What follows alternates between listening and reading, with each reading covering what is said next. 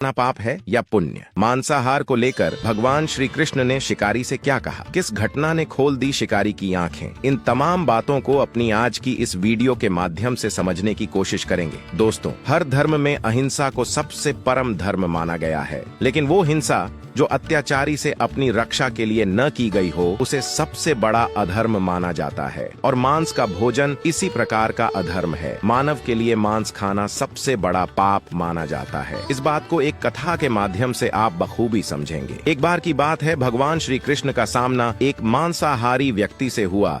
जब भगवान श्री कृष्ण ने उस मांसाहारी व्यक्ति को मांस खाने से मना किया तो उसे कुछ भी समझ नहीं आ रहा था।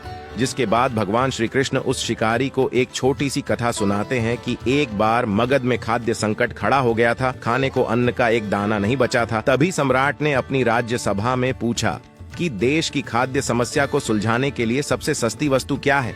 सभी मंत्रीगण सोच में पड़ गए और कहा कि ऐसी कोई भी वस्तु नहीं है जो सस्ती हो। तभी वहां मौजूद शिकार का शौक रखने वाले एक मंत्री ने कहा कि सबसे सस्ता खाद्य मांस है, क्योंकि इसमें किसी भी तरह का कोई धन का खर्च नहीं है। ये बात सुनकर सम्राट ने पूछा, प्रधानमंत्री आप चुप क्यों हैं? तभी उन्होंने कहा कि मैं यह नहीं मानता कि मांस सबसे सस्ता पदार्थ है, लेकिन फिर भी मैं इस पर कल बात करूंगा। इतना कहकर प्रधानमंत्री उसी रात मांसाहार का प्रस्ताव रखने वाले सामंत के घर पहुँचे और कहा कि महाराज बीमार हो गए हैं, उनकी हालत ठीक नहीं है। राजवैद्य ने कहा है कि किसी शक्तिशाली देह का 2 तोला मांस मिल जाए तो राजा के प्राण बच सकते हैं। आप कहें तो इस काम के लिए मैं आपको 1 लाख स्वर्ण मुद्राएं भी दे सकता हूँ। तभी सामंत सोचने लगा, जब जीवन ही नहीं रहेगा तो लाख स्वर्ण मुद्राओं से मैं क्या करूँगा। सामंत ने इसे अस्वीकार किया, जिसके बाद मुद्राएं लेकर प्रधानमंत्री बारी बारी से सभी सामंतों के घर पहुंचे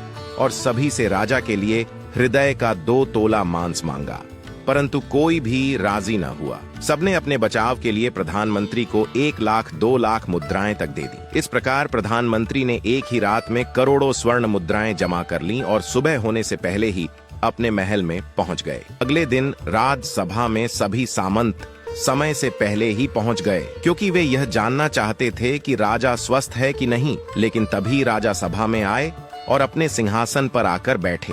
सभी सामंतों ने देखा कि राजा तो पूरी तरह से स्वस्थ है, इसका मतलब प्रधानमंत्री ने झूठ बोला था। तभी प्रधानमंत्री ने राजा के समक्ष 1 करोड़ स्वर्ण मुद्राएं रखी और रात का पूरा वाकया बताया और मांसाहार के सेवन को गलत भी बताया। राजा ने मंत्री की बात मानी और राज्य के किसानों से खेतों में ज्यादा अनाज उगाने के लिए कहा।